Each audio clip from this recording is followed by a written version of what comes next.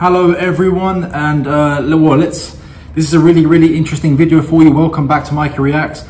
We really hope you enjoyed this because this is a really cool military style reaction video, and we're going to be talking about or reacting to the true reason why the F-22 Raptor can kill anything in the sky. As we know, the F-22 Raptor, it still reigns supreme. It is one of the best fighters that's been ever produced, and it does its job perfectly. However, I believe there are talks of it being decommissioned in the future because of its high maintenance cost and the creation of the F-35. But let's see what this has to say. At the moment, it's still in service and it is still the best 5th gen fighter that the world has ever seen. So let's get to it, and don't forget, if you enjoyed this video, to subscribe to the channel and like this video, and also hit the notification bell so you don't miss out on any new content. Your subscriptions and your support mean the absolute world to me, and they really help this channel grow and keep growing. So let's get to this and let's see what this is all about.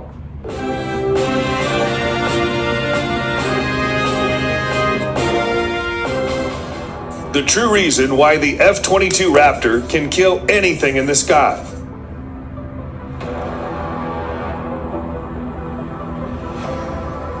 With Russia and China deploying advanced new fighters and surface-to-air missiles, the task of gaining and maintaining air superiority over an increasingly more lethal battle space falls to a small and elite group of U.S. Air Force pilots flying the mighty Lockheed Martin F-22 Raptor.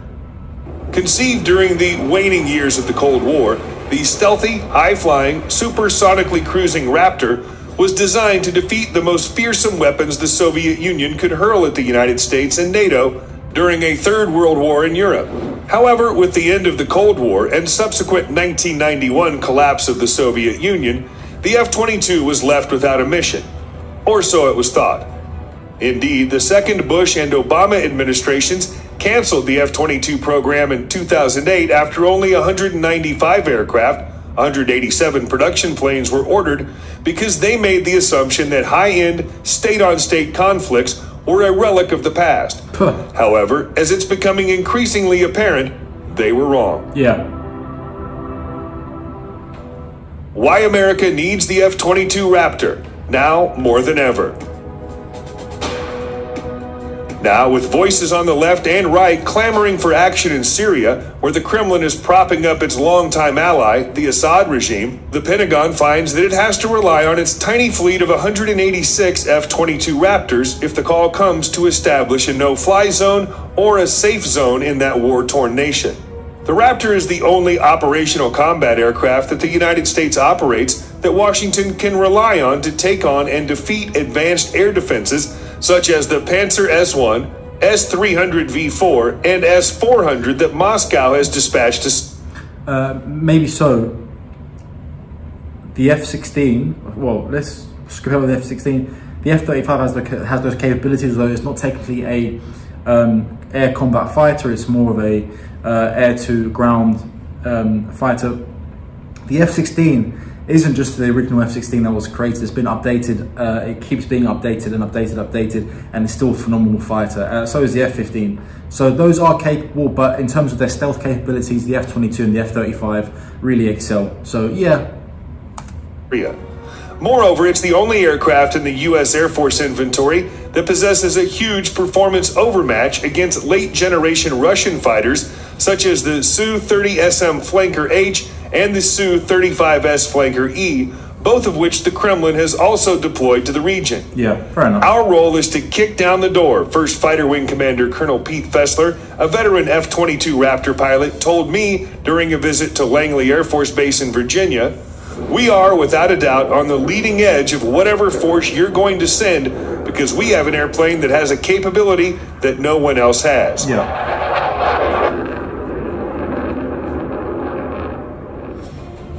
Training matters.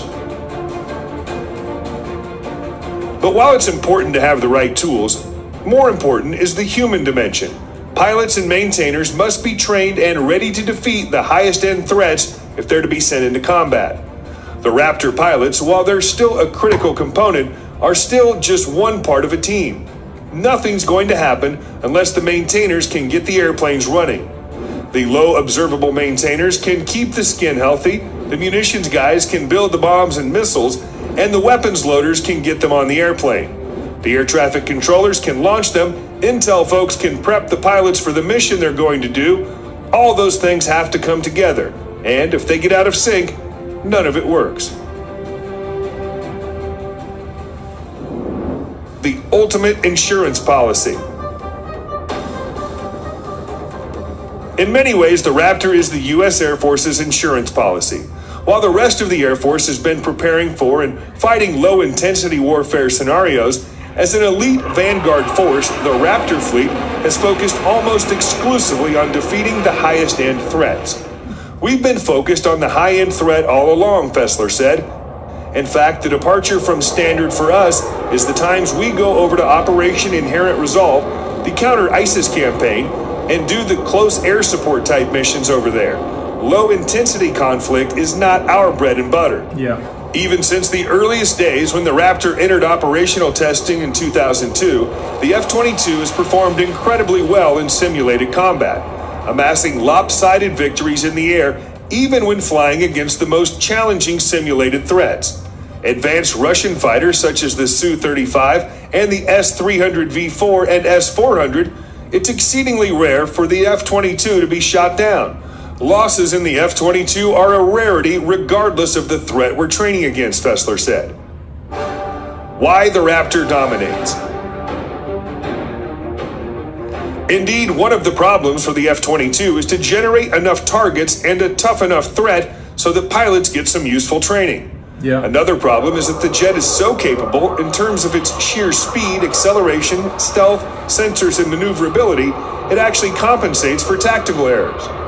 It makes up for a lot of shortcomings in the pilot side. You can have a really bad day and the airplane will still do phenomenally well, said one senior F-22 pilot who goes by the call sign Crash. Just because you win the fight doesn't mean you did well. Just because you lost doesn't mean you screwed up. We build scenarios to track that. So there are times when guys will die in training when they did everything right. And there's other times dudes are screwing up left and right and they're completely successful. Yeah. But in this airplane, it's much easier to survive. Because the jet is so capable and the pilots are the elite of the elite, the Red Air has to effectively overwhelm the Raptors with sheer numbers. Crash described one scenario where 4 F-22s took on 10 fourth-gen enemy aircraft similar to a Su-35 simultaneously, and which regenerate or come back to life. Wow. A little bit more than your typical fourth-gen, Crash said. We're not training against things that are not operational yet. We're fighting against the most advanced operational threats we can. Typically, the blue F-22s will slaughter the enemy from long range. Indeed, as Fessler notes, if an enemy aircraft has survived to enter the merge or visual range combat and finds a Raptor, something has gone terribly wrong. Interesting. That usually leads to an intensive debrief to understand what went wrong. Indeed, all of the pilots I spoke to unanimously told me that the debrief is the most important part of a training sortie. Nonetheless, F-22 pilots train extensively for a visual range fight. We usually train full up versus full up, Crash said. We assume that a Western-trained F-22 is going to be the most challenging threat we're going to go against. Okay. A big upgrade, and something needed. One recent addition to the Raptors at Langley is the new Block 3.2A Update 5 software. At long last, the new upgrade adds the Raytheon AIM-9X Sidewinder high-off bore sight missile, something long coveted by the F-22 community. The addition of the AIM-9X is a huge improvement for the Raptor. The addition of the new weapon greatly increases the F-22's already formidable lethality. Okay. That's even though Upgrade 5 is an interim capability. The AIM-9X and the Raytheon AIM-12OD AMRAAM missiles will be fully integrated onto the Raptor with the Increment 3.2B upgrade, which is yet to be fielded. The one thing that the F-22 is still lacking is a helmet-mounted cueing system, HMCS. That would be used to exploit the outer edges of the AIM-9X's capabilities. It's a feature that's common on most U.S. fighter aircraft and most foreign ones. The lack of such a system would normally place the Raptor at a severe disadvantage in a dogfight if the aircraft didn't perform as well as it does. Okay. The Air Force is still planning on adding such a helmet-mounted cueing system to the F-22, but pilots at the first fighter wing say that's not an absolute necessity. The Raptor can usually dominate a fight even without such a system. Wow. Indeed, as Fessler noted, even without the AIM-9X or a HMCS, F-22 pilots often close into gun range and ambush other jets in visual range. Wow. I can sneak up on a guy, Fessler said. In the F-22, I convert on guys, and they never even see you there. You roll up right behind them and go, why waste a missile when you have a gun? Ultimately, as the U.S. Air Force's only dedicated fifth-generation air superiority fighter in an increasingly hostile world where the threat grows more challenging every day, it's in the service's best interest to ensure the Raptor remains as capable as possible. Right now, the Air Force is slated to equip the F-22 with a helmet-mounted sight by 2020, but similar efforts have fallen prey to budget cuts. So it may already be there now? This is quite an old video, I'm assuming. Fast. The helmet would be awesome to have, but it's not a game changer for us, Crash said. But a helmet-mounted sight would help us a lot. Wow. What an impressive aircraft.